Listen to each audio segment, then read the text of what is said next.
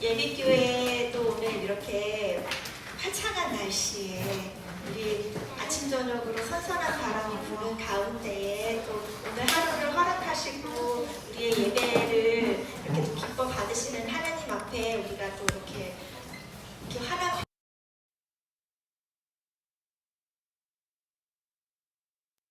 잘 다녀온 우리 민예린 학생 오늘 같이 모였는데 우리 오늘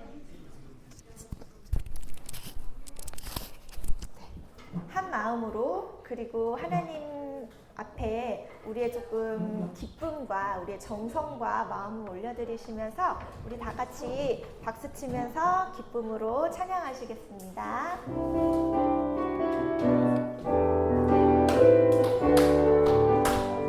내 안에 부어주소서 성령의 충만한 기름을 내 안에 충만케 하소서 성령의 기름으로 내 안에 부어주소서 성령의 충만한 기름을 내 안에 충만케 하소서 성령의 기름으로 내게 기름 가득할 때 주의 복음 전할 수 있네 내게 기름 가득할 때 주의 사랑 베푸는 그날에 우리 주님께서 밤중에 찾아오실 때에 기름 준비된 자마다 같이 자리 늘어나네 그날에 우리 주님께서 밤중에 찾아오실 때에 기름 준비된 자만이 같이 자리 들어가네 내 안에 부어주소서 성령의 충만한 기름을 내 안에 충만케 하소서 성령의 기름으로 내 안에 부어주소서 성령의 충만한 기름을 내 안에 충만케 하소서 성령의 기름으로 내게 기름 가득할 때 주의 복음 전할 수 있네 내게 기름 가득할 때 주의 사랑 베푸는 그날에 우리 주님께서 밤중에 찾아오실 때 기름 준비된 자만이 같이 자리 들어가는 그날에 우리 주님께서 밤중에 찾아오실 때 기름 준비된 자만이 같이 자리 들어가는 그날에 우리 주님께서 밤중에 찾아오실 때 기름 준비된 자만이 같이 자리 들어가네 그날에 우리 주님께서 밤중에 찾아오실 때 기름 준비된 자만이 같이 자리 들어가네 아멘. 우리 여름성경학교 때 우리 아동부 친구들과 한 마음으로 그리고 특별히 우리 에리 그리고 지희 우리 이 제일 어린 여자 어린 성도님들이 완전 큰 목소리로 불러주셨던 찬양이 있어요. 우리 이 시간 또 한 번 큰 목소리로 하나님 앞에 우리의 마음을 다하여서 찬양하시겠습니다.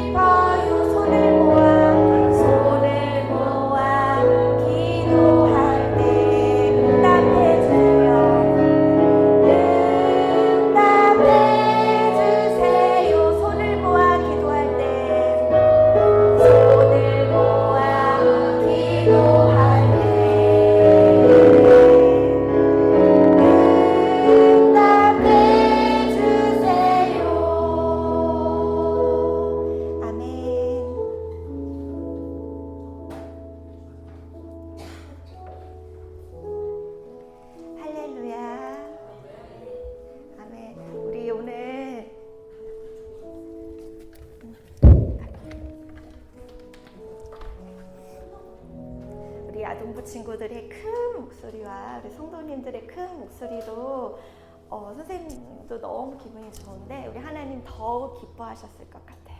우리 하나님 사랑해요. 하나님 감사해요. 하나님 저 진짜 하나님 너무너무 사랑해요 하고 우리 하나님께 우리 내가 할 수 있는 가장 큰 최대한 큰 박수로 한번 하나님께 박수 한번 올려드릴까요? 아멘. 선생님이 우리 아동부 친구들에게 궁금한 게 있어요. 궁금한 게 있어요. 우리 궁금한 게 있으면 어떻게 해야 되죠? 물어봐요. 맞아요. 물어봐요. 맞아요. 완전 정확했어요. 또 궁금한 게 있어요. 어떻게 해야 할까요? 뭐라고요? 도와주세요. 맞아요. 또 같이 지내요. 맞아요. 같이 지내요. 또 내가 알고 싶은 사람이 있어요. 내가 그 사람이 너무 궁금해요. 어떻게 해야 할까요? 맞아요. 불러봐야 돼요.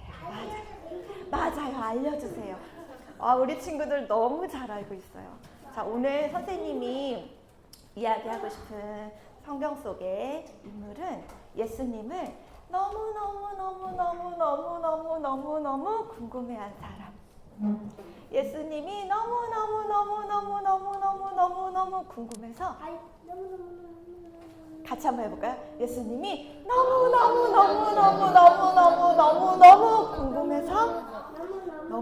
궁금해서 한밤중에 아무도 몰래 나를 알아보면 안 되거든.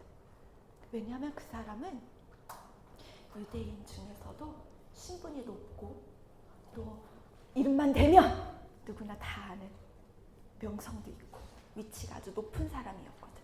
근데 그 옛날에 유대인들이 예수님을 궁금해한다, 예수님을 믿는다, 큰일 나요. 안 돼요. 그래서 이 유대인 중에 예수님이 너무 궁금했던 이 사람은 한밤중에 아무도 몰래 이렇게 얼굴을 가리고 찾아갑니다. 누구를? 예수님을. 예수님 계십니까? 그랬더니 예수님이 들어오너라. 근데 예수님을 한밤중에 찾아간 이 사람은 누구일까요? 네, 맞아요. 니고데모예요. 자, 니고데모라는 유대인의 높은 신분을 가진 사람이 한밤중에 아무도 몰래 예수님을 찾아갔어요. 예수님이 니고데모야, 어서 오랴 하면서 얘기해요. 니고데모가 궁금했던 걸 예수님한테 물어봐요. 예수님 선생님, 저는 당신이 하나님께서 보내신 분이라는 걸 알아요. 왜냐하면 기적을 행할 수 있는 사람은 하나님이 보내신 분이거든요. 그랬더니 예수님이 뭐라고 말씀하시냐면요, 니고데모야, 거듭나지 않고는 하늘나라에 갈 수가 없단다. 그래서 니고데모가 그날 밤 예수님과 충분한 대화를 나누고 집으로 돌아갑니다. 집으로 돌아가면서 예수님 선생님은 정말 대단하신 것 같아. 도대체 예수님께서 하셨던 말씀이 뭘까? 거듭난다라는 건 무엇이지? 궁금한 마음을 가득 안고 집으로 돌아갑니다. 그리고 시간이 흘러 어느 날 유대인들의 모임 날이 되었어요. 그래서 회당에 모여 있는데 저기서 성전 경비병들이 창을 들고 걸어오고 있어요. 도착했어요. 그랬더니 유대인 지도자들 중 한 명이 예수는 어디다 두고 왜 너희들만 왔느냐? 하는 거예요. 그랬더니 성전 경비병들이 저희가 예수님처럼 말씀하시는 분을 본 적이 없어요. 그 사람을 잡아올 수가 없었어요. 그랬더니 너도 예수의 말에 미혹이 되었느냐? 그러면서 우리 유대인들 중에, 우리 바리새파 사람들 중에 예수를 믿는 사람이 있느냐? 율법을 알지 못하는 자들만 예수를 믿는다. 그러면서 막 예수님을 막 이렇게 잡아오지 않았다고 책망하던 그때 바로 그 순간 여기 옆에 서 있던 니고데모가 막 가슴이 막 콩닥콩닥. 얘 내가 만난 예수님은 그런 분이 아닌데. 저기 우리 율법에 어떤 사람의 한 말을 자세히 알아보지 않고 어떤 사람이 한 행동을 자세히 알아보지 않고 그 사람에게 죄가 있다고 판결하지는 않습니다. 라고 니고데모가 목소리를 내어 그 많은 유대인들 앞에서 당당하게 얘기했어요. 그러자 처음에 막 소리 질렀던 유대인 아저씨 있죠. 그 아저씨가 너도 갈릴리 출신이냐? 성경을 어디 한번 연구해보거라! 하면서 막 호통을 쳤어요. 그리고 나서 이제 그 자리가 파해졌어요. 그리고 나서 또 시간이 흐릅니다. 시간이 흘러서 예수님께서 십자가에 못 박혀 돌아가셨어요. 그날은 금요일이에요.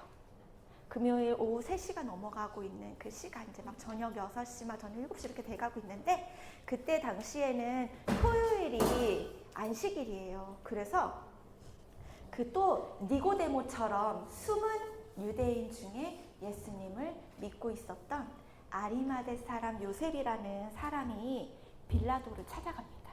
빌라도를 찾아가서 제가 예수님의 시신을 모셔갈 수 있도록 허락해 주세요. 요청해요.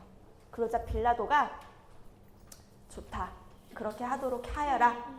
그래가지고 요셉이 자기가 데려온 이렇게 종들과 같이 예수님의 시신을 모셔가고 있습니다. 장사 지내기 위해서. 그때 우리 처음에 나왔던 그 4글자 사람. 누구? 니고데모 아니고. 그렇지, 니고데모도 저기서 막 이렇게 막 무겁게 막 짐을 막 이렇게 막 가득 막 이렇게 어깨에 메고 막 이렇게 와요. 그러면서 요셉을 만나서 안녕하세요, 요셉.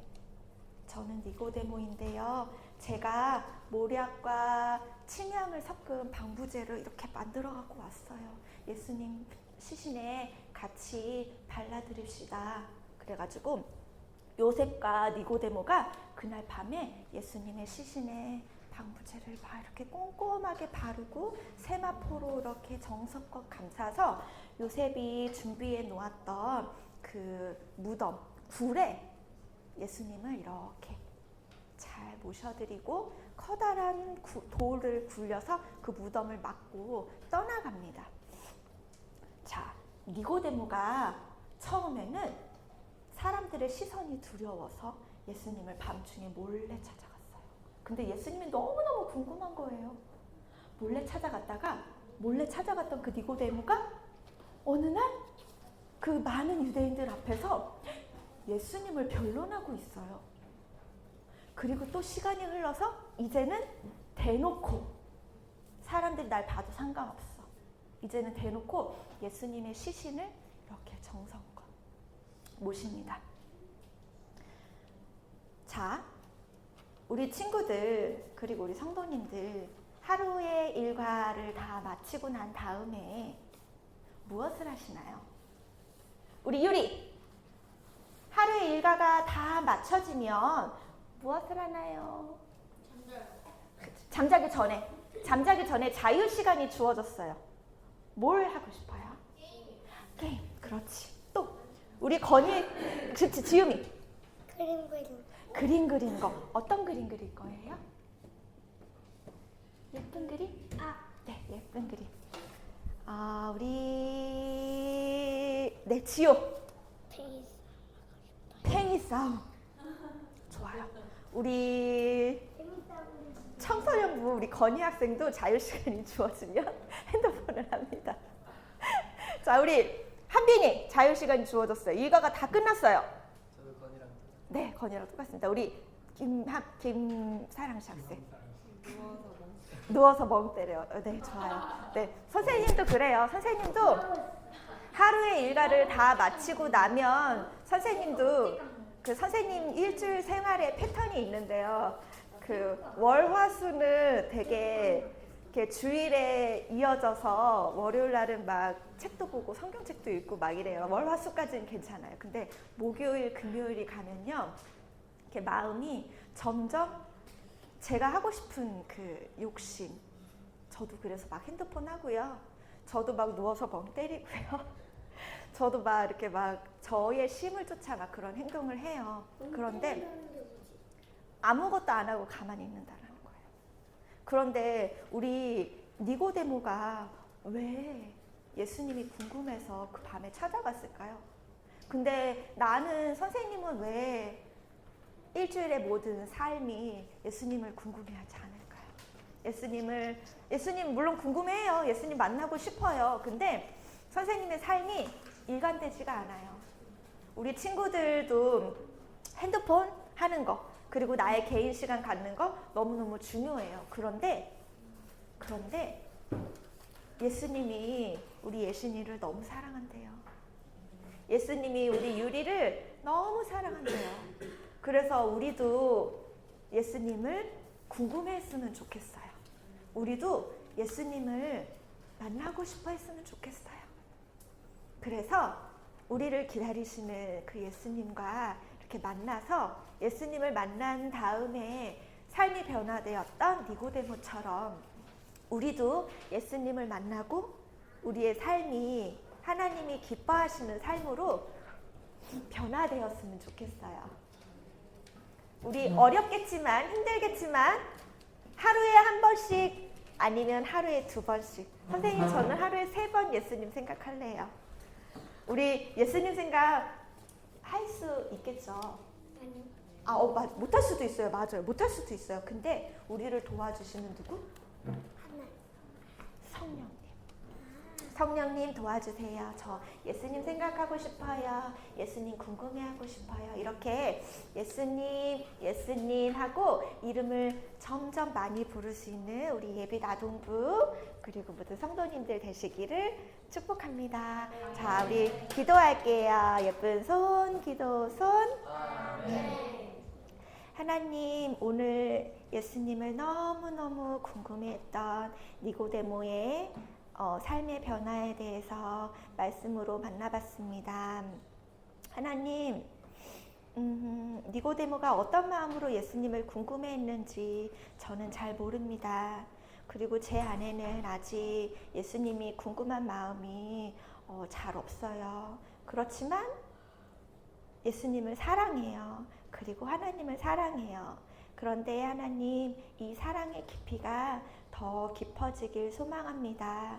그래서 예수님을 궁금해하길 원하고, 그래서 예수님을 만나고 싶은 마음이 점점 가득 차서 그 마음이 넘치고 흘러 예수님을 만나기를 고대하는 우리 모두가 되기를 소망합니다.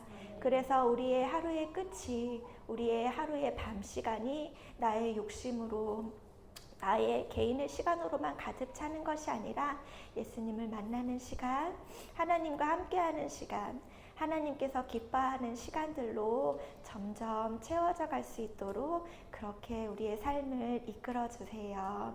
그렇게 우리를 인도하실 하나님을 믿고 의지하며 사랑이 많으신 예수 그리스도의 이름으로 기도합니다. 아멘.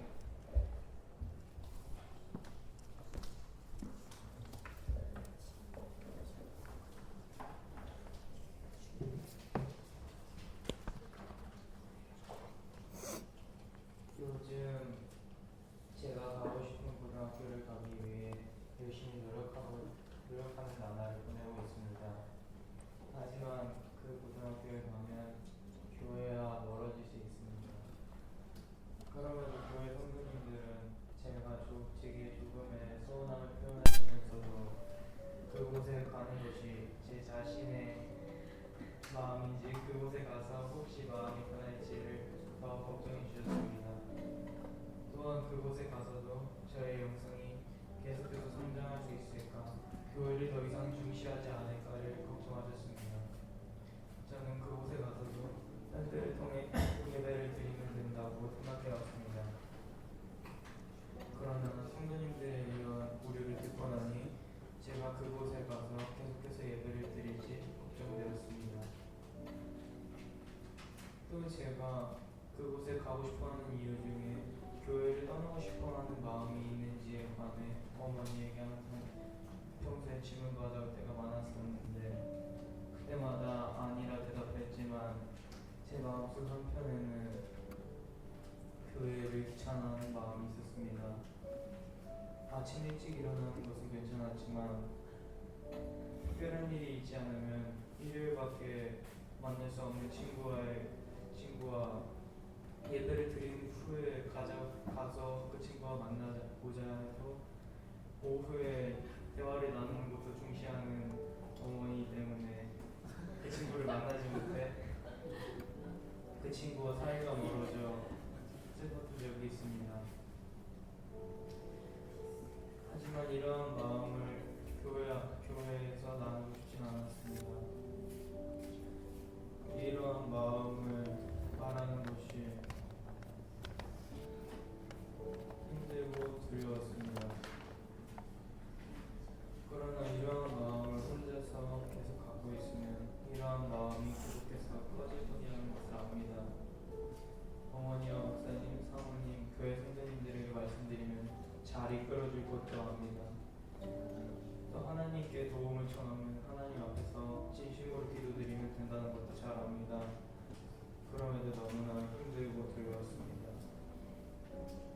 하지만 이런 마음을 숨기고 그냥 그 고등학교를 도망치듯이 떠나가고 싶진 않았습니다. 그곳에 가게 된다면 그곳에 가서도 제 영성을 잘 지키고 항상 하나님만을 바라볼 수 있도록 도움받고 싶었습니다. 더 이상 하나님 앞에서 부끄럽지 않은 저 자신이 되고 싶었습니다. 제가 어렸을 때 가장 좋아했던 찬양이 있습니다. 나는 하나님을 예배하는 예배자입니다. 내가 서 있는 거기에서나 하나님을 예배합니다. 이 찬양의 가사를 모두 외웠다면서 목사님 차에서 이 찬양을 불렀던 일이 있습니다. 이때 어리고 순수한 마음으로 하나님을 예배하고 하나님을 바라보는 제가 되고 싶습니다. 이러한 제 바람을 이루어주실 주님을 믿으며 감사 고백 올려드립니다. 아멘. 주님의 성령 지금 이곳에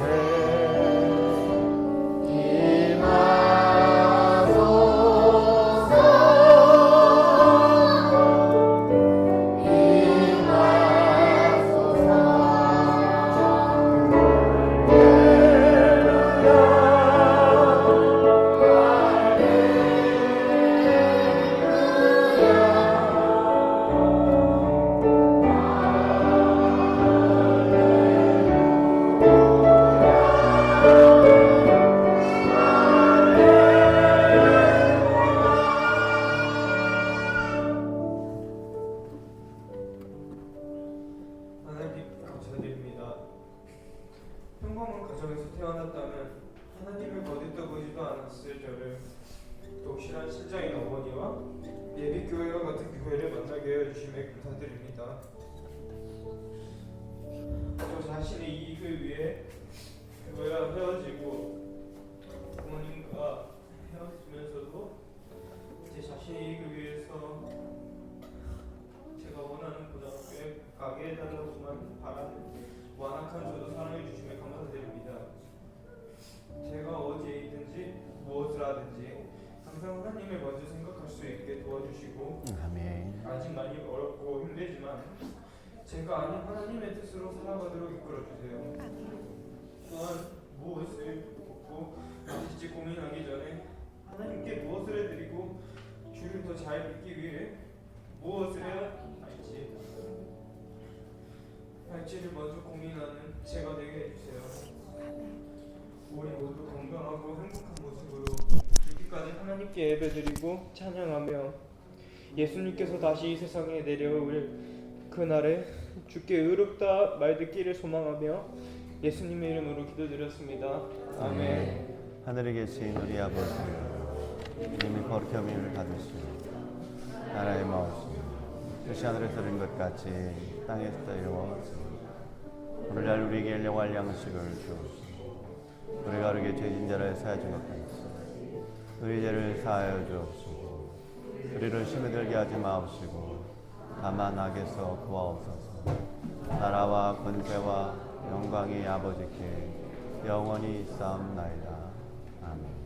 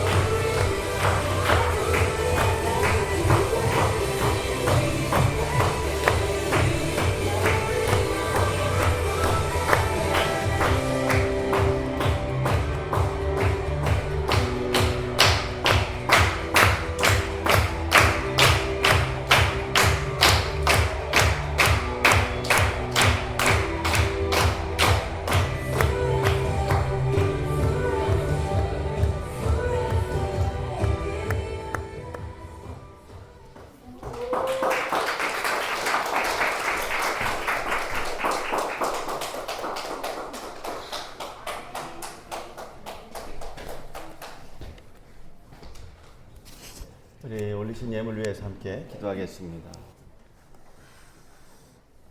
하나님, 오늘 이 시간 찬양과 율동과 감사와 고백으로 주님 앞에 영광 올려드리며 예배할 수 있는 어린이에서부터 청소년, 청년, 장년에 이르기까지 예비교회 공동체 위에 주님을 높이며 주님을 알며 주님으로 살며 주님과 동행하고 주님의 거울을 내 삶에 비추며 날마다 깊어지고 다른 상훈경을 탓하고 다른 사람을 지적하기보다 그 모든 부분의 많은 부분을 내 자신이 주님 앞에 얼마나 깨닫고 또한 눈물과 간구로 엎드려 있는지를 우리 사랑하는 이건 학생을 통해 눈물의 감사 고백과 기도의 고백이 올려지는 순간까지 주님께서 16년 동안 아름답게 엄마의 올바른 신앙과 어려운 역경을 슬기롭게 복음과 순종으로 이겨나가며 맏아들 자식에게 눈물이 있기까지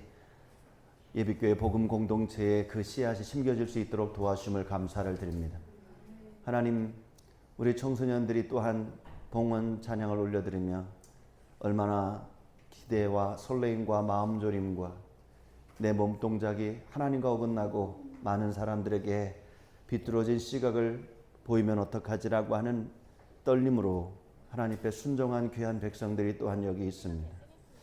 우리의 삶의 모습이 날마다 주님과 함께 거하기를 원합니다.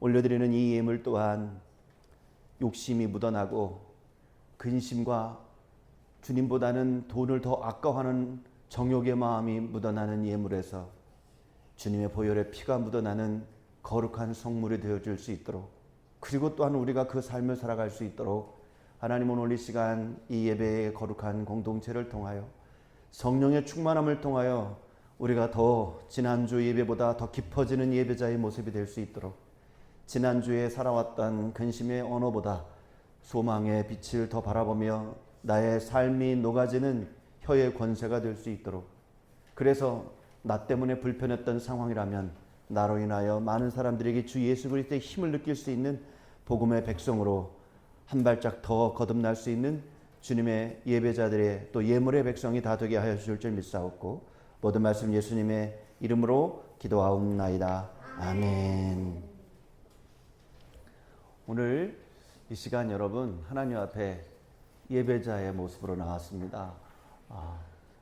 오늘 서로 인사를 나눌 텐데 나도 청소년부처럼 눈물이 있고 율동이 있는 예배자가 되고 싶습니다 라고 인사가 길겠죠. 눈물과 찬양이 있는 예배자가 됩시다. 이렇게 인사하겠습니다. 시작. 눈물과 찬양이 있는 예배자가 됩시다.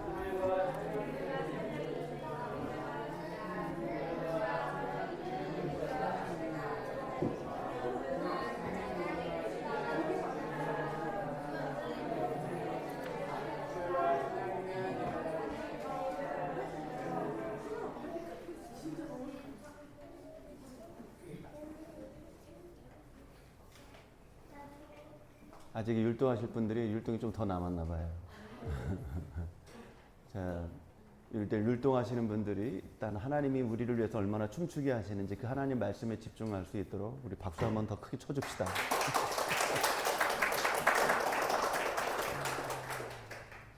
제가 오늘 우리 율동팀들이 저희 집에서 잤어요. 수아 자녀는 우리 아이들이니까 집에서 잤겠죠. 그런데 이런 말을 했습니다. 율동은 있는데 기도가 없고 말씀이 없으면 딴따라다. 다른 데서 하는 것 똑같다. 너희들은 율동만이 아니라 말씀과 기도가 있는 사람. 아까 이건 학생이 나와서 감사 고백과 기도를 올려드리는데 저게 하나님의 은혜와 성령의 터치가 없으면 연설문이죠. 연설문은 누가 써준 거 읽어도 연설이 되는 거고, 자기가 많은 사람들 앞에서 내 의도를 드러내는 것, 연설이죠. 설교는 신의 개입과 성령의 덧입혀짐이 아니면 똑같은 설교여도 연설문입니다. 설교는 설교자가 중요합니다. 메시지는 메신저가 중요합니다. 여러분들도 마찬가지입니다. 노동의 인생, 남의 인생, 화와 분노의 인생, 정욕의 인생, 사망의 인생을 사는 게 아니라 하나님의 인생을 사는 자들이에요. 그래서 내가 주인인지 남의 주인인지가 확정되지 않은 것이 하나님의 인생을 사는 겁니다. 내 인생을 살지 못하는 사람들은 남의 인생을 살죠. 그래서 많은 리더십 강사들은 여러분의 인생을 사십시오 그럽니다. 내 몸은 내 몸인데, 근데 그 내 몸이 내 말을 듣지 않을 때가 참 많고, 내 마음은 내 마음인 것 같은데 내 마음대로 되지 않을 때가 참 많아요. 뭐가 내 인생일까요? 의지만 갖는다고 그게 내 인생이 될까요? 하나님의 인생이란 그런 모든 한계와 강점 속에도 맹점을 찾아낼 수 있는 그 힘, 그게 바로 하나님의 눈입니다. 찬양과 기도와 율동과 모든 것들이 하나님의 말씀으로 깨어있고, 하나님 저는 사실 이런 게 연약합니다. 부족합니다. 저는 율동은 좋지만 말씀은 좋지 않습니다. 그런데 자꾸 율동을 하고 싶습니다. 이거 기도죠. 이거 하나님께서 그 율동을 받아주시죠. 저는 특별 찬양은 좋지만 목사님 말씀 시간은 싫어요. 이거를 기도해 보시라는 거예요. 나 혼자 판단해 버리고 행동하지 말고 기도하라는 거예요.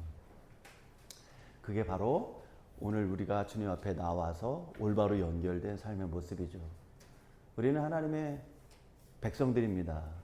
우리는 세상의 흥에 겨워 세상의 가락에 맞춰 내 몸과 마음이 움직이는 딴따라가 아닙니다. 우리는 하나님의 놀라운 창조의 백성이고, 하나님의 기쁨과 선율에 따라 내 삶이 움직여지는 우리는 주님의 딴따라입니다. 분명히 철학이 있고, 철학 넘어 하나님의 신학이 있고, 또 하나님의 생명이 있는 거룩한 존재들이에요.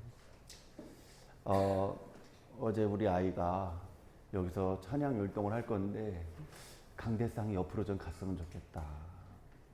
여러분, 일반 교회들은 강대상 1mm 옮기는데 3년, 5년, 10년을 싸웁니다. 그런데 강대상을 함부로 막 옮길 수 있는 거에 기준이 있어야 되고, 옮길 수 있는 지혜와 용기도 있어야 되고, 그 모든 상황 속에서 하나님은 존재하시는데 내 마음대로의 하나님이 아니라 그 모든 선을 뛰어넘어서 하나님이 계시다는 더 큰 나 자신의 파괴와 더 큰 하나님의 창조의 생성이 무엇인지를 우리가 경험해낼 때 거기에서의 자유와 진리가 내 중심을 잡는 거죠. 사실은 그렇습니다. 부모가 자식한테 너 이렇게 해. 그럴 때 이거 얼마나 어렵습니까? 너 5분만 좀 집중해봐. 얼마나 짜증납니까? 자기가 부모가 뭘 얘기할 때는 하다 안 하면서 부모한테 요구하는 거에 대해서는 왜 이렇게 보수적이냐? 왜 이렇게 꼰대냐? 왜 이렇게 자기중심적이냐? 자식이 이거 좀 요구하면 해줄 수 없냐? 그럼 부모가 자식한테 너 10분만 좀 이것 좀 해봐. 잘 안 하려고 하지 않습니까? 보수와 개혁은 따로 있는 게 아니라 인간 내면 안에 자기에게 이익이 되고 그 이익이 중심이 된다면 그게 편한 거고, 그 편한 것이 계속 지속되길 원하는 거, 그것이 우리 삶 속에 늘 있지요. 강대상은 여기 위에 있어야 돼요. 목사님은 거기에서 설교를 해야 되죠. 이것이 안정적인 거고 늘 그렇게 전통화되어 왔어요. 근데 이것을 옮긴다? 쉽지 않은 일입니다. 왜 옮겼을까? 오늘 이 순간 하나님께서 가장 기뻐 받으시는 것이 무엇입니까? 라고 저도 늘 기도하기 때문입니다. 기준을 주장해야 되고 전통을 잘 준수해야 될 때도 있습니다. 근데 전통을 어느 순간 왜곡해서라도 오늘 이 시간 새로운 하나님의 창조적 전통이 무엇인지를 질문하지 않으면 그냥 강대상만 가지고 싸우는 거예요. 젊은이들이 막 춤을 추잖아요. 여러분 같이 따라해 보세요. 같이 따라하면 어떤 일이 벌어지는지 아세요? 젊은 세대들하고 나이 든 세대들하고 좀 차별을 두고 싶은데 나이 든 사람도 우리랑 똑같이 따라하면 그거 기분 나쁜 일입니다. 여러분들도 다 예전에 그런 일을 걸어왔지 않습니까? 1960년대생은 1930년대생 부모와 좀 차별을 두고 싶은 거예요. 뭐 그랬겠죠. 펜팔 막 이런 거, 쪽지 편지 이런 거. 그런데 지금은 펜팔이 뭔지 아세요? 잘 모르죠. 아주 구호가 돼버린 상황인 거죠. 요즘에는 약자어를 많이 써요. 여기서 다 얘기할 수 없지만. 그래서 야, 그 약자가 무슨 말이냐면 아유, 엄마랑은 대화가 안 돼. 이런. 필리핀에서 우리 아이가 엄마한테 약자를 딱 써보낸 거야. 그게 무슨 말이니? 근데 저도 지금 까먹었는데 제가 그걸 맞춘 거였더니 아빠는 아는데 왜 엄마는 몰라? 다 알아보세요. 다 알면 또 모르게 또 뭔가를 만들고 싶은 거예요. 이렇게 세대가 하나가 되길 원하기도 하고 세대 차이를 만들기도 하는 것들이 부모와 자녀의 세대입니다. 그러니 하나님과 나와의 관계는 얼마나 극이 많겠어요.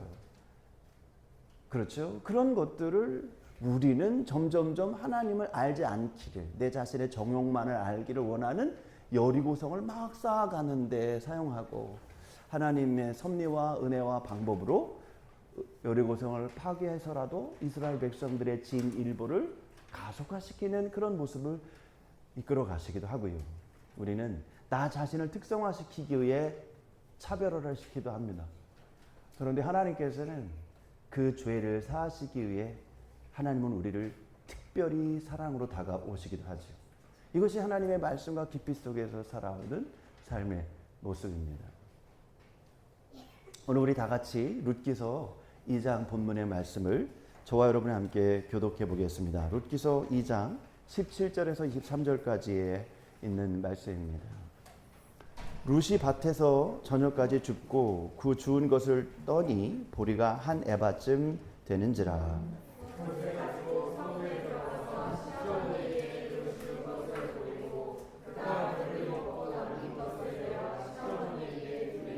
시어머니가 그에게 이르되 오늘 어디서 주었느냐 어디서 일을 하였느냐 너를 돌본 자에게 복이 있기를 원하노라 하니 룻이 그에게 누구에게서 일했는지를 시어머니에게 알게 하여 이르되 오늘 일하게 한 사람의 이름은 보아스니이다 하는지라.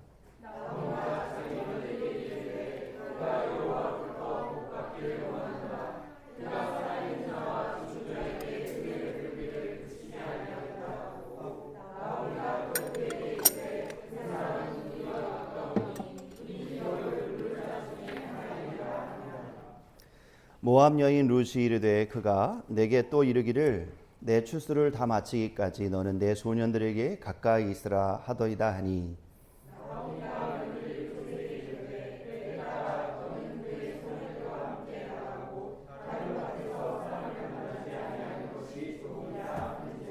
다 같이 이에 룻이 보아스의 소녀들에게 가까이 이르러 보리 추수와 밀 추수를 마치기까지 이삭을 주우며 그의 어머니와 함께 거주하니라. 아멘.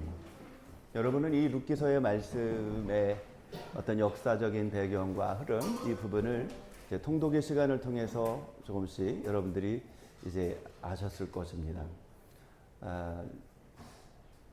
예루살렘에 또 베들레헴에 이스라엘 유다의 삶이 척박하던 그때에 사람들은 그 생계를 위해서 이웃 나라인 모압에 이제 거처하게 되었는데 그곳에서 나오미의 가정이 남편과 그리고 두 아들이 죽게 되었습니다.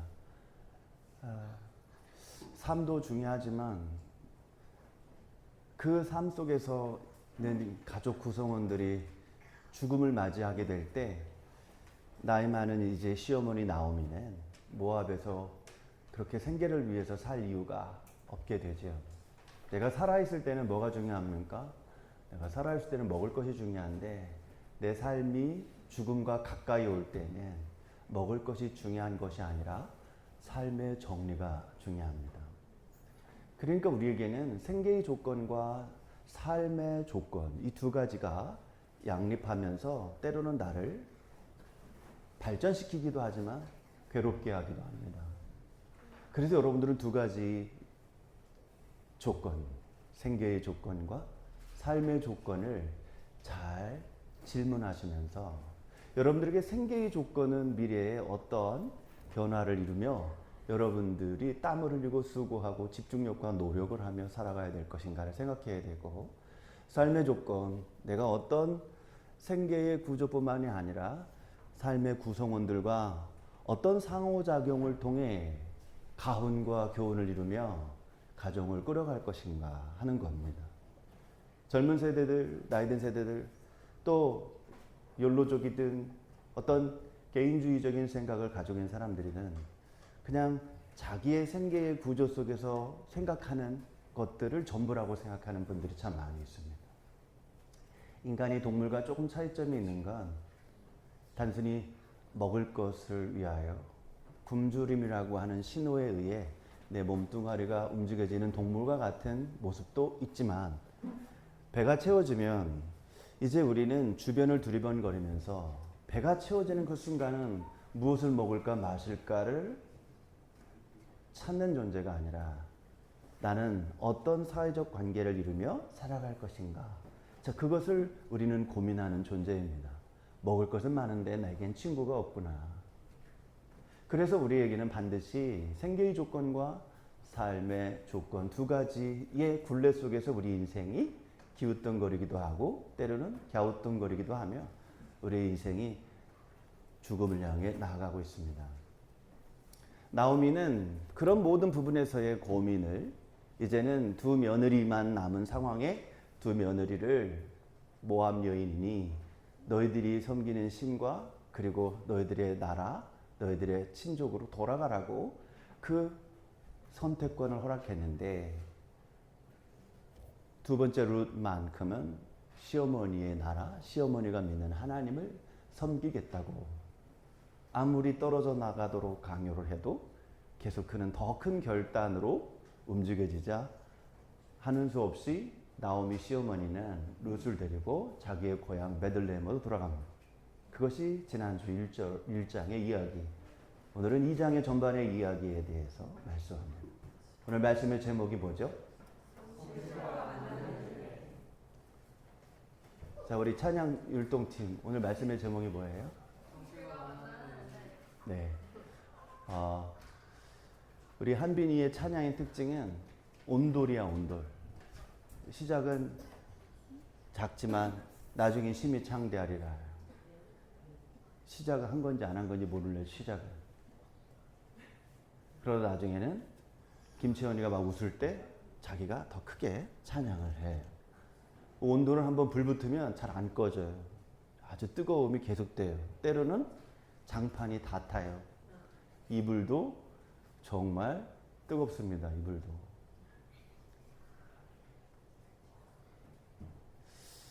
여러분, 2장의 첫 시작부터 걱정과 근심, 자, 생계의 구조와 삶의 구조 두 가지를 말했는데 우리는 이 두 가지에서 고민을 합니다.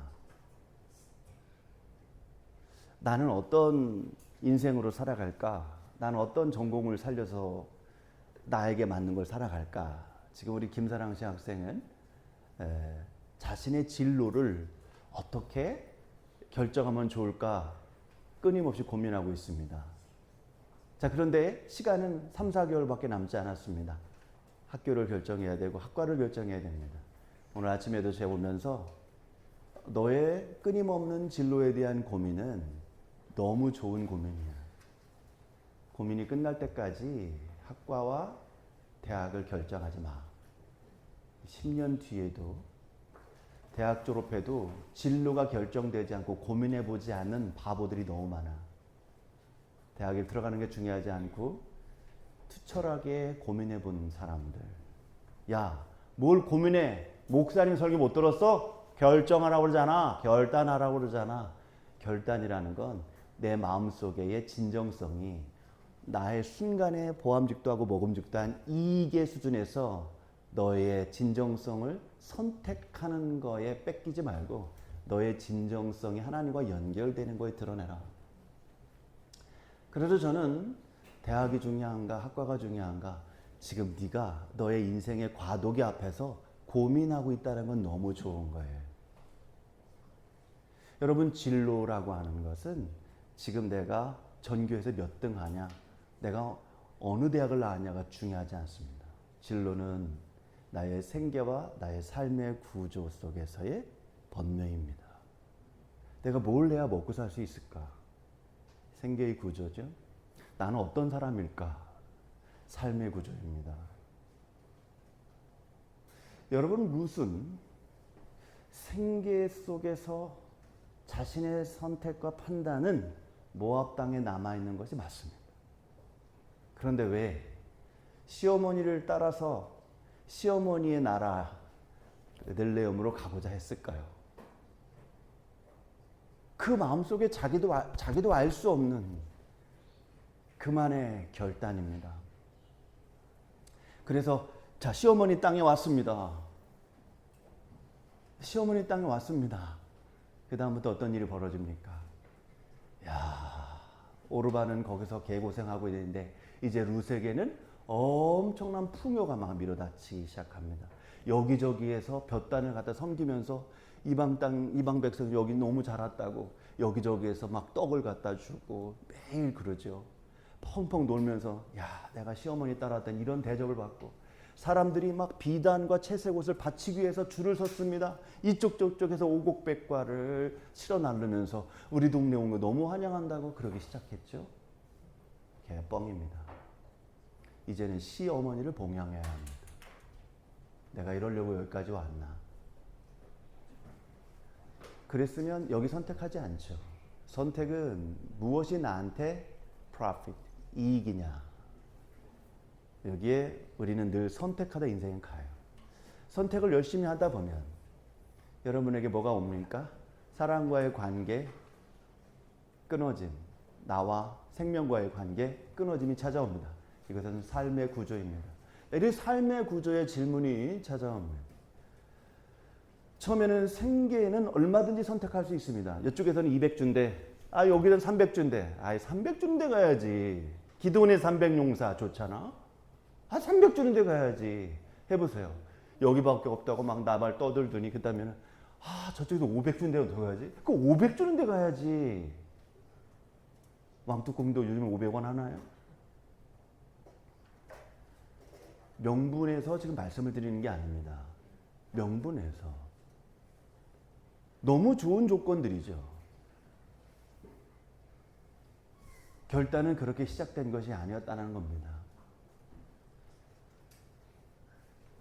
어떤 부분에서는 저 사람이 나의 정체성과 나의 가치를 최소한 돈의 조건 속에서 인정해 주는 것이다라고 판별할 수도 있어야 합니다.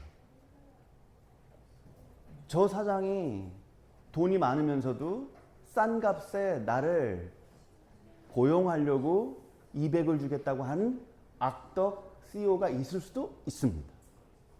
우리는 그런 것들을 질문해 봐야 합니다. 내가 이 회사에 가서 500만 원어치 그 이상의 가치를 실현해낼 수 있을지. 결단이라는 것은 단순한 조건과 모습 속에서 나의 그 양파 겉껍질의 겉사람적인 그 수준과 맞다 내 인생을 허비하라고 있는 것이 결단의 수준이 아닙니다. 룻은 그런 중심에서 분명히 내가 시어머니를 따라가면 당장 그 다음 날부터 생계의 구조에 크나큰 타격이 온다는 것을 압니다. 그 정도도 모르고 시어머니를 따라간다고 했을까요? 그런데 알지만 와서 정말 거지의 수준 상황이기 때문에 지금 볼이 밀에 대한 농장을 경영하는 경영주의 며느리로서의 모습이 아니라 남의 집에 지금 추수의 때가 됐는데 추수를 하고 있는데 거기에서 빌붙어서 이삭을 주면 안 될까요? 라는 정말 내 마음속에 모든 자존심을 다 내려놓을 수밖에 없는 삶의 퍽퍽한 상황. 그래도 내가 집에 가면 내 남편이 있다. 이렇게 말도 못하는, 집에 가봤자 내 남편도 없고 있는 건 우리 어머니밖에 없는, 그런데 그 어머니가 며느리를, 이방인 며느리를 보호해 줄 수도 없는 그런 상황. 여러분들의 삶의 실존을 여러분 그 모습 속에서 바라봐야만 합니다. 믿는 구석이 있으면 진정한 믿음이 싹트지 않습니다. 물질에 믿는 구석, 인간관계에 믿는 구석을 가지고는 하나님을 제대로 믿는다 할 수 없습니다. 그래서 부자보다 가난한 자예요.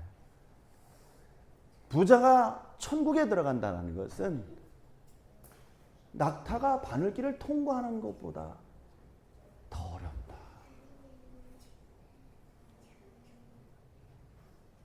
우리 이건 학생이 멀리 지방에 이제 합격이 되면 학교를 다녀야 되는데 처음에는 나에게도 이점이 있겠죠. 이점이 있으니까 그 학교 가겠다고 하는 거죠. 눈에 보이는 이점이 있습니다. 그런데 엄마가 고민하고 드디어 이건도 고민하는 건 나의 영성이라는 거예요. 영성이라는 거는 나의 선택권과 나의 영성이 대립하는 그런 것은 아닙니다. 끊임없이 내 영성이 하나님의 뜻을 담아내기에 어떤 그릇으로 준비되느냐. 바로 그런 부분인 거예요. 3년 동안은 떨어져 있을 수 있지만 또 우리 이건 학생이 어떤 모습으로 우리와 함께 신앙생활로 가까워질지는 아무도 알 수 없습니다. 3년 동안은 우리와 함께 예배드렸지만 대학 들어가고 나서 예배교회가 더 멀어지는 사람들이 있을 수도 있습니다. 3년 동안은 좀 멀어졌지만 그러나 그 이후에 더 예배교회 공동체로 함께 활동할 수 있는 그런 동역자들로 또 세워질 수 있을지 우리는 아무도 알 수 없습니다. 룻은 이방인 모압 여인임에도 불구하고 이스라엘의 시어머니를 따라와서 그 다음 날부터 남의 집 추수 기간 동안 이삭을 주어 생계를 근근히 꾸려갈 수밖에 없는 상황에 있는 삶. 그곳에서 하나님은 그에게 어떠한 하나님의 뜻과 섭리를 이야기하고자 할까? 중요한 이야기들이 2025년 9월 이 거룩한 첫 주의 시간 선포되고 있지만 오늘 이 자리에 앉아 있는 수많은 사람들은 이 중요한 이야기를 다 잃어버리고 살고 있습니다. 이삭이 뭡니까? 볕단 안으로 들어오지 않는. 농부들이 농장의 주인이 최선을 다해서 밀과 보리를 거두지만 그것이 볕단 안에 응축되지 않아 그 이상만 떨어져 나가 있는 그런 일들이 있습니다. 저도 농부의 자식으로 있어서 그 이삭 줍기를 또 할 때가 있었습니다.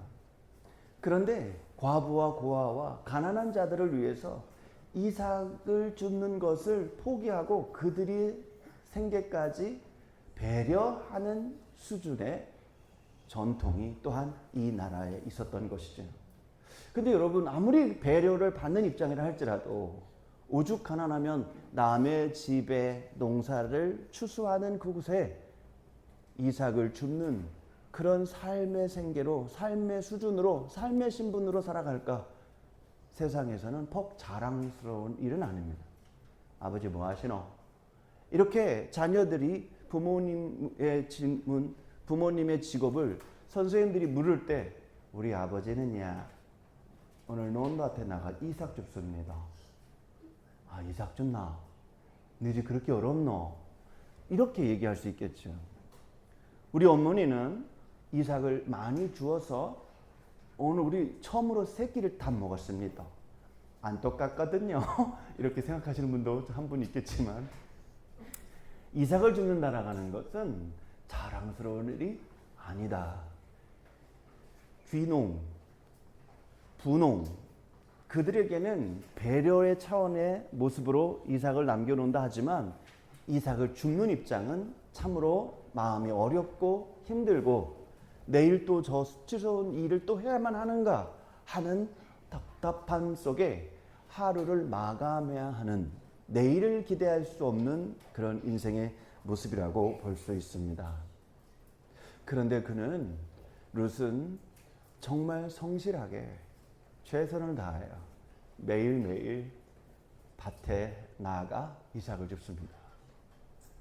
그것은 1차적으로는 그래야 시어머니와 내가 오늘 하루를 책임질 수 있기 때문이지요. 근데 그보다 더 나은 것은 뭘까요? 나의 배고픔을 내 스스로 해결하려면 어쨌든 내게는 농지가 없으니 남의 농지에 가서 추수의 기간에 이삭을 줍는 게 내 모습이고 여러분의 노력이고 실천이고 행동이겠죠.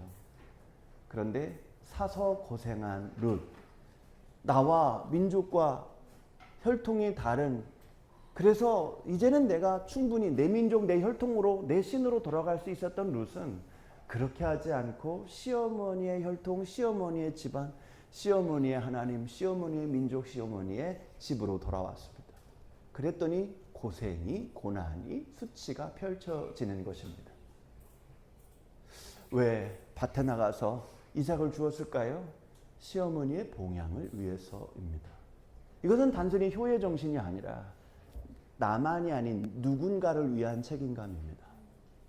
여러분이 하는 공부와 여러분이 하는 모든 실천들이 나를 위한 인생의 삶은 자아실현으로서는 좋을 수 있지만 생계라고 하는 것이 자아실현의 전부를 차지하지는 않습니다. 말씀드렸지만 인간의 메슬로우의 욕구 가운데 생계의 굶주림의 욕구가 채워지면 자아실현이라고 하는 욕구로 나아가는 거거든요. 그것이 결국에는 사람과 사람의 사회적 관계입니다. 나만의 책임이 아니라 내 이웃을 위한, 나와 관계된 사람들을 위한 책임감. 이것이 인간 발달 단계에서 가장 기초 중에 기초고 기본 중에 기본이죠. 근데 그 기초를 파괴하고 나는 나만을 위해 살 거야. 이게 나쁘다라는 것이 아니라 그 인생이 참 불쌍하다라고 하는 생각이라는 겁니다.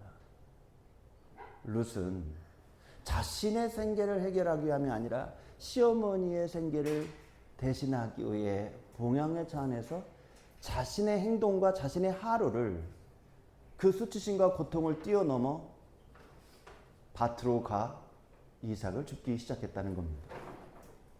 여러분, 이삭을 줍는다는 것은 여러분의 하루를 큰 부분이 아니라 자그마한 실천을 통해 큰 그림을 그려 나갈 수 있는 모습이 되어야 합니다.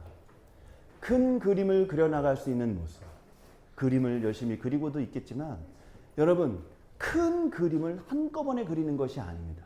그것은 3D, 4D 프린터기나 할 수 있는 일이죠. 여러분들이 그림을 그릴 때는 아주 자그마함부터 실천해 나가는 겁니다. 단편적인 아주 유아틱한 설명은 이렇습니다. 영어 단어 하나 외우는 거 쉽다고 안 합니다. 10년 동안 안 합니다. 영어 단어 하나 외우는 거 쉬운 일입니다. 그런데 쉬워서 대부분 안 합니다. 안 해서 망합니다. 이삭 줍는 거 하나 쉽습니다. 쉬워서 안 하면 어떤 일이 벌어질까요? 그래서 노력이라고 하는 것은 노력만 가져가 안 된다. 자기를 위해서는 얼마든지 노력할 수 있습니다. 노력보다 더 좋은 단어가 뭘까요? 성실입니다. 하루하루 너는 성실했니? 노력은 자기와 자기의 욕구와의 만남입니다. 노력을 열심히 하는 사람, 매일매일 열심히 노력하는 사람.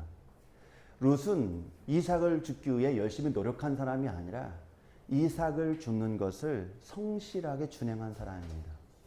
성실은 자기만을 위한 노력이 아니라 누군가의 관계를 위한 노력이 그렇습니다. 시어머니를 봉양하기 위한 노력은 노력이 아니라 성실입니다. 그러므로 성실은 하나님의 언어입니다. 성실은 주체가 있고 객체가 있습니다. 성실은 2달란트, 5달란트 받은 자들이 나 성실하죠? 라고 말하는 게 아니라 그걸 준 주인에게서 종들에게 듣는 말하는 이야기입니다. 여러분들은 노력하는 사람입니까? 그것도 아닙니까? 그러면 여러분들은 성실한 사람입니까? 그것은 엄청난 거듭남의 문제입니다. 노력은 예수 안 믿는 사람도 열심히 합니다. 예수 믿는 사람들이 노력하지 않는다? 이것은 지옥에나 가서 할 일입니다. 노력을 하지 않는다는 것은 나의 모든 삶의 전체를 남에게 맡겨버리고 무책임하게 자기는 배짱이가 되겠다는 겁니다. 예수를 믿는 기본은 노력해야 됩니다. 그러나 성숙은 성실해야 합니다. 성실은 나만을 위한 노력이 아니라 누군가를 책임지기 위한 노력. 그래서 그 사람이 고맙다라고 이야기할 수 있는 관계.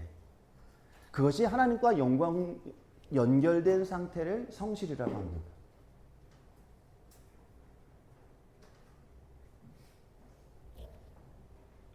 하나님은 일하시기를 절대 그치지 않으신다. 아까 우리 아이들 찬양하는 거에 영어 가사에 보니까 You never stop working. 우리는 무엇을 쉬지 않기를 노력하고 있나요? 그것이 하나님과 연관된 것입니까? 그러면 성실한 겁니다. 저는 루스의 모습을 보면서 우리 어머니 생각이 납니다. 열심히 일하다가 교회 종소리가 들리면 시어머니 눈치 보면서 교회에 갔다가 불이 났게 집에 옵니다. 와서는 어머니 교회 다녀왔습니다고 큰 절을 올린답니다. 큰 절을 올려드리는 이유는 매일매일마다의 순교이기 때문에 그렇습니다. 그리고 어머니가 우리 시어머니가 우리 할머니가 예수 믿기를 바라는 마음에서의 최선의 표현이 큰 절이었답니다. 성실하신 분. 자녀들을 양육하고 생계를 유지하고 자녀들을 뒷바라지하고 교회에 헌신하고 노력하는 어머니가 아니라 성실한 어머니. 너는 내가 맡긴 가정과 네 남편과 시어머니와 네 자식들이 하나님 나라에 오는 것에 대해서 너는 목숨을 다해 최선을 다했다. 그리고 너는 너 나름대로 너의 자그마한 농토에 이삭을 줍고 씨앗을 뿌리며 그리고 자녀들을 가르치는 데에 또 교회에 헌금하고 헌신하는 데 최선을 다했다. 여러분, 우리는 언제쯤 철이 들 수 있을까요? 하루의 작은 실천. 우리의 모습은 노력으로 이삭을 줍는 것 같지만 매일매일 노력할 수 있었던 힘은 노력의 힘이 아니라 성실의 힘입니다. 노력의 힘은 좋은 것 같지만 안타깝습니다. 나에게 어떤 성과물이 오느냐가 그 다음 노력을 결정합니다. 여러분이 아무리 노력해도 여러분이 원하는 성과물이 올라오지 않을 때는 노력을 하고 싶지 않습니다. 그 첫 번째가 다이어트입니다. 열심히 살을 빼려고 노력했는데 살이 잘 안 빠집니다. 그러면 포기하고 싶습니다. 힘듭니다. 두 번째는 수학 공부입니다. 나는 매일매일 수학을 못해 수학을 열심히 하려고 하는데 수학이 잘 안 되는 거예요. 힘든 거예요. 노력의 수준에서 성실의 수준으로 가야 합니다. 어려운 난관에 봉착했을 때 남들은 다 수학 잘하는데 나만 못할 때 그것은 수학의 문제가 아니라 내가 수학을 이해하는 데의 문제이기 때문에 나를 수학에 비춰주는 것뿐만이 아니고 하나님께 나를 비춰보는 삶, 바로 이것이 노력이 아닌 성실의 삶입니다. 다이어트도 마찬가지입니다. 다이어트의 목적을 물어봐야 합니다. 우울했을 때, 호르몬 변화를 경험했을 때 운동을 하면 그 어떠한 호르몬이 발생이 돼서 우울감을 낮출 수 있기 때문에 나는 우울감을 극복하기 위해, 나는 당뇨를 극복하기 위해, 나는 어떤 걸 성취하기 위해 그런 목적성이 나의 노력보다 목적이라는 건 더 위에 있는 것이기 때문에 그 위에 있는 것을 통해 하위적인 것을 실천하는 것은 성실이고, 그것도 없이 그냥 나의 목적과 나의 노력을 다 똑같이 놓고 봤을 때는 그냥 그 사람의 막노동인 것입니다. 그래서 조금만 삐끗하면 우리는 그만둬 버리는 것이죠. 하루에 나는 꼭 10쪽씩 책을 읽을 거야. 세상에 하는 말의 의사소통의 언어들을 난 잘 모르겠어. 챗GPT에 질문하는 수준이 너무 떨어져서 챗GPT가 드디어 나를 가지고 놀아. 그렇다면 챗GPT가 나를 가지고 함부로 무시하고 놀지 않도록 좋은 질문, 깊이 있는 질문을 하면 챗GPT도 굉장히 긴장하면서 답변하는 모습을 저도 여러 번 경험했거든요. 그러면 나는 좋은 질문을 던지기 위해 나는 챗GPT한테 묻지 않고 난 책을 찾아 탐독할 거야. 근데 책 읽기가 난 너무 싫은 스타일이야. 그래서 난 뇌를 속일 거야. 나는 10쪽씩 혹은 20쪽씩 혹은 목차라도, 아니 제목이라도 하루에 매일 읽고 잘 거야. 너무 쉬워서 할 것 같습니까? 쉬워서 안 합니다. 그리고 10년 동안 난 이거 어려워서 포기했어 이런 말 합니다. 하루에 쉬운 문제는 쉬워서 안 하고 10년 동안 안 하는 문제, 못한 문제는 나 인생에서도 난 이 세상에서는 다시 태어나도 이거 못할 거야 라고 거절합니다. 처음은 불순종입니다. 이렇게 우리는 내 유혹과 욕망과 10년 동안 부정적인 모습, 근심으로 내 인생을 허비하며 살아갑니다. 하루하루 쉬운 문제는 무시하고 10년 동안 어려운 문제는 파괴하고 내 인생이 늘 이렇게 자라옵니다. 룻은 인생 그렇게 살지 않았습니다. 결단은 그렇게 오지 않습니다. 결단은 마음을 먹는 것이 아닙니다. 나의 진정성이 드러나는 문제입니다. 그래서 룻은 고생의 자리, 고난의 자리, 그 자리에 와서 잘 듣고 있죠? 네. 룻은 어렵고 힘든 자리가 펼쳐질 거라는 걸 알매도 불구하고 시어머니와 동행한 사람. 3절에 보면 3절 말씀 한번 성경을 통해서 읽어볼까요? 3절 말씀 시작.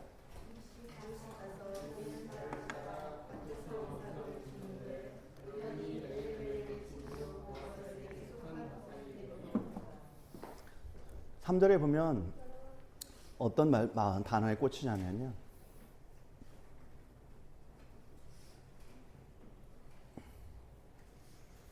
우연이라는 말이 있어요. 우연이라고 하는 것은 사람의 방법대로, 계획대로, 설정된 대로 움직여지지 않은 인간 세상 안에서의 말, 우연이입니다. 그래서 하나님의 섭리라고 하는 것은 인간 세상의 언어가 아니에요. 인간의 언어, 인간 세상의 언어는 내 방법, 내 계획, 내 노력, 내 대가, 내 조건, 나의 섭리가 아닌 것을 우연이라고 말하는 거예요. 룻의 노력, 룻의 계획, 룻의 생각, 룻의 사고 속에서는 전혀 일어날 수 없는 이야기, 이게 우연이에요. 인간적으로는 여러분들은 지금 여러분의 계획과 의도와 방법대로 여기에 앉아있지 않습니다. 우연히 졸고 일어날 때 여기 앉아있는 거예요. 김한민 학생이 우연히 지금 여기 앉아있는 거예요. 나는 목사의 아들로 우연히 태어난 거예요. 내가 목사의 아들로 안 태어났으면 나는 과연 기독교인이 됐을까? 라고 의아하게 질문할 정도로 우리는 우연히 여기 앉아있는 거죠. 근데 이 우연이란 말이 계속 뒤에 은혜라는 말로 바뀝니다. 여호와의 은혜. 여러분의 우연이 단순히 반대로 필연, 우연, 이런 걸 싸우지 말고 우연이 하나님의 은혜로 변화되어지는 여러분의 기적적인 삶인지를 짚어봐야 합니다. 하나님의 은혜로 재해석되는 여러분의 인생인지 질문해 봐야 합니다. 저는 그래서 우리 건이가 지난주에는 분명히 기부스를 하고 왔거든요. 근데 오늘은 기부스를 다 풀고 살이 좀 더 빠진 모습으로 온 거예요. 제가 그랬죠. 너 안 좋아. 그렇지만 안아줬습니다. 살이 빠지건 안 빠지건 넌 내 자식이다. 너는 하나님의 자녀다. 네가 문제냐 윤희가 문제지. 빠져야 될 건 제가 빠지고 네가 빠지냐 살이. 어느 날 어린아이 소리가 막 들리는 거예요. 고양이 야옹야옹 소리도 들리고 건이네 전화를 했는데 뒤에 야옹야옹 소리가 막 들리는 거예요. 애완견 키우나? 그랬더니 그래 남자 둘만 사는 자식이 윤희가 딸 역할을 하는 거예요. 소리를 막 노래소리를 막 지르는데 화난 게 아니라 노래하는 거예요. 근데 막 애완견 강아지 낑낑대는 소리 들리고 고양이가 야옹거리는 소리 들리고 아 우리 아이가 가정 안에서 분위기 메이커구나. 우리 윤희가 그렇구나. 우리 예비교회 찬양 1인자 아닙니까? 네. 그래서 어느 순간 윤희 앞에 있는 아이들이 다 이쪽으로 옮겼어요. 고막이 터질 것 같아서. 저렇게 찬양을 하나님을 바라보며 찬양하는 그런 아름다운 모습이 우리 안에 있습니다.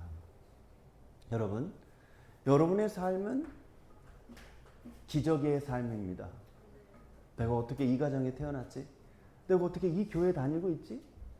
내가 어떻게 나의 결제조 없는 사람이 감사 고백을 하게 되고 우리 자녀들마저도 하나님의 자녀로 어떻게 성숙해 나갈지 세상에 오는 이거 우연인 거예요. 이건 내 계획, 내 의도, 내 힘이 아닌 거예요. 내 힘이 아닌 거예요. 자녀들을 양육하면서 와, 말 지겹게 안 듣네 이런 것도 있죠. 근데 내 말을 그대로 다 들었으면 내 수준이었을 뻔했네 라는 게 오는 거예요. 부모의 말도 어느 정도는 잘 들어야 됩니다. 엄격할 필요는 있습니다.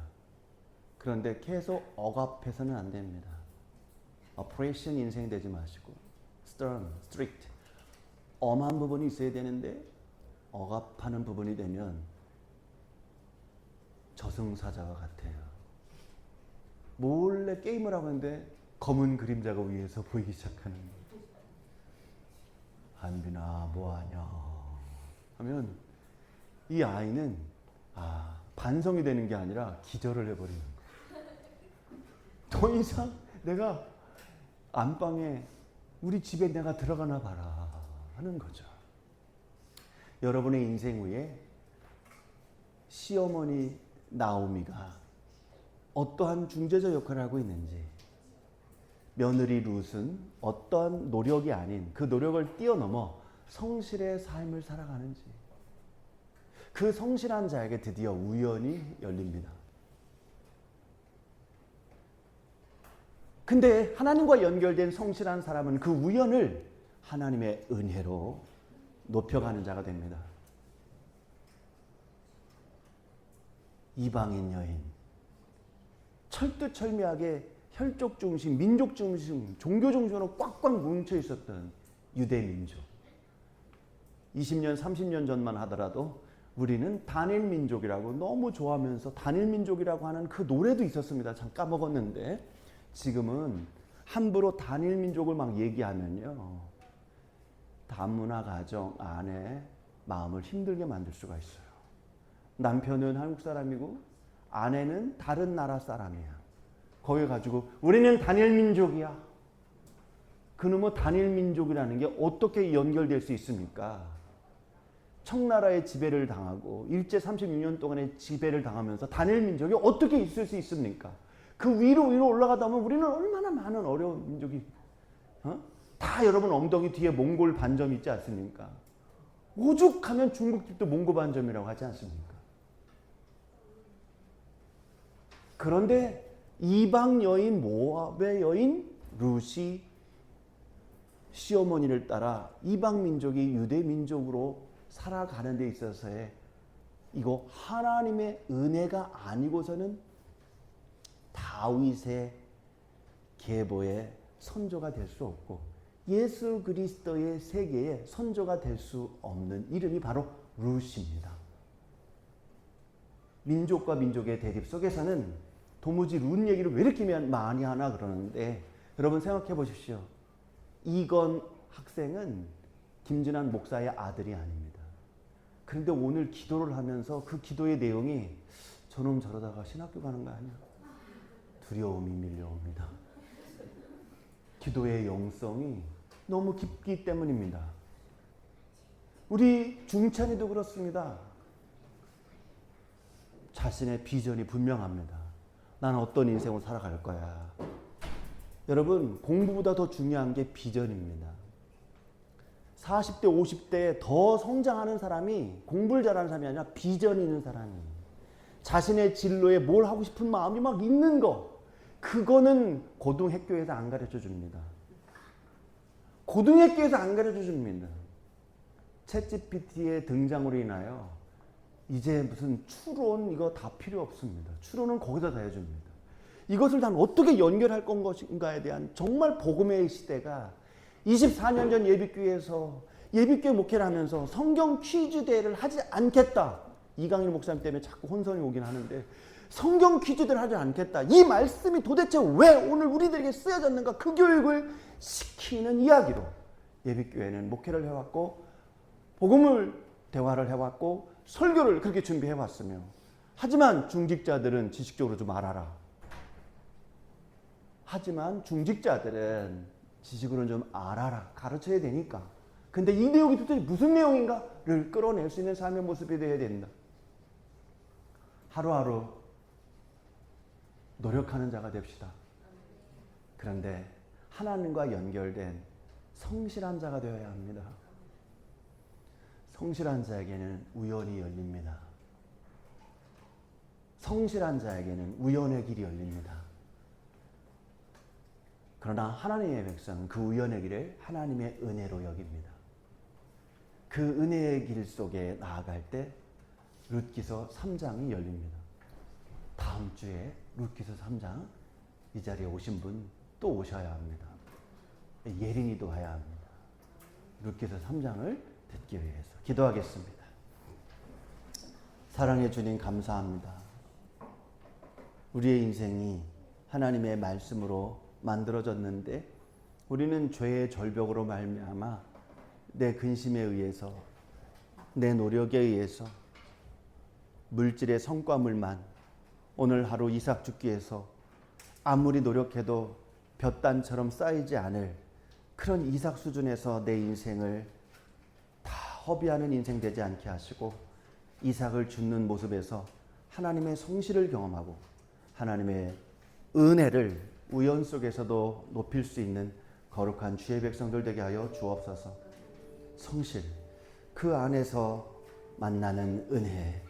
나는 노력하는 사람도 아니고 성실한 사람도 아니고 나에게 주어진 모든 은혜를 우연으로도 여기지 않으며 모든 걸 망치는 무책임한 인생 되지 않게 하시고, 말씀의 거룩함 속에 룻의 신앙을 온전히 배워서 하나님께 영광을 돌릴 수 있는 예배 백성들 되게 하여 주옵소서. 예수님의 이름으로 기도합나이다. 아멘.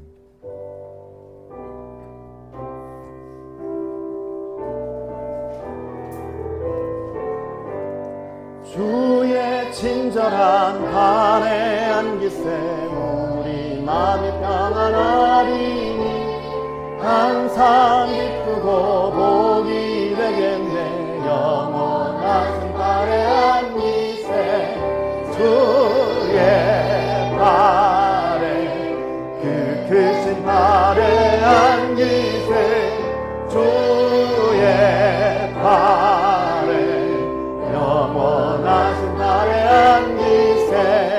날이 갈수록 주의 사랑이 두루 광명하게 비치고 찬송하는 편히 가리니 영원하신 발에 안기세 주의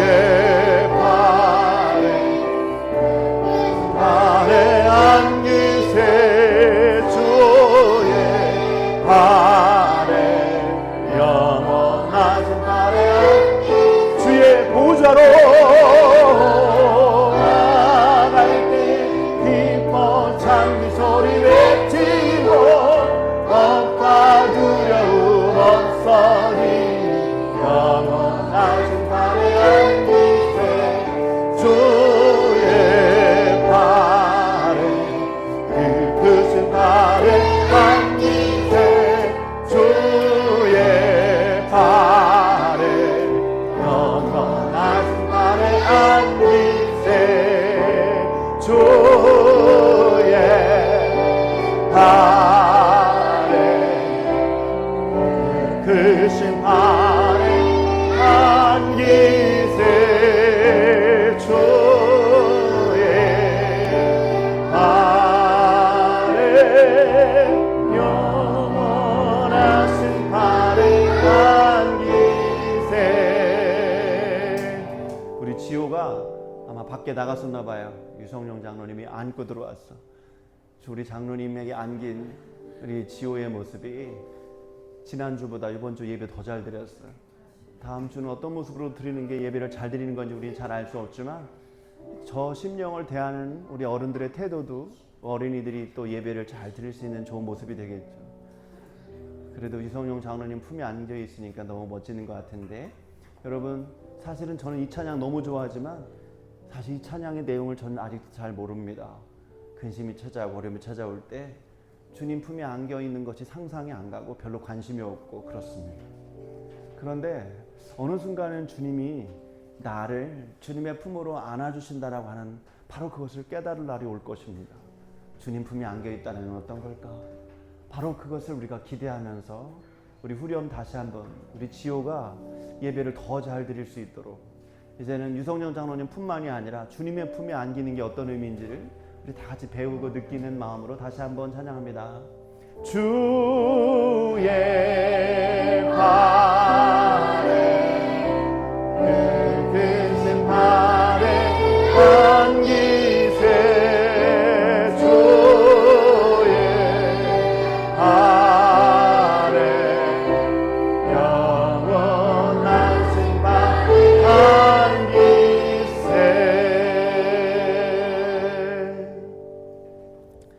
이제는 우리 주 예수 그리스도의 은혜와 하나님 아버지의 그 넓으신 사랑하심과 성령 하나님의 감화감 농력사 충만하신 은총이 내 자신의 목표와 물질의 성과물을 위한 노동의 일환의 노력의 인생이 아니라 하나님과 연결된 거룩한 주의 백성과 은혜의식 속에서의 사명 감당, 그것을 위한 성실한 주님의 거룩한 백성들이 이제 은혜의 자리로 날마다 나아가길 원하는 예배 백성들 머리 위에 지금부터 영원까지 함께 하시기를 간절히 바라옵고 축원하옵나이다. 아멘.